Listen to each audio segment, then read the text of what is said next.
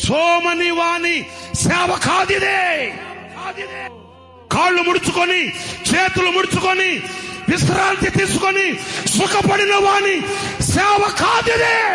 శరీరమే గొల్లగా మార్చబడి కళ్ళు కుళ్ళిపోయి ఒళ్ళు గొల్లైపోయి అలాగా ఆహుతి అయిపోతూ ఉన్నప్పటికీ ఏ పనివాడు మరణం అనే పడక మీద పడుకుని పిడికిలు బిగించి, దేవా ఇంకొక అవకాశం నాకు ఇస్తే ఈ భారతదేశాన్ని ఒక ఊపుతానని ఆఖరి కంఠముతో ఆఖరి స్వరముతో నినాదం పలికాడు. ఆ పనివాని సేవనే.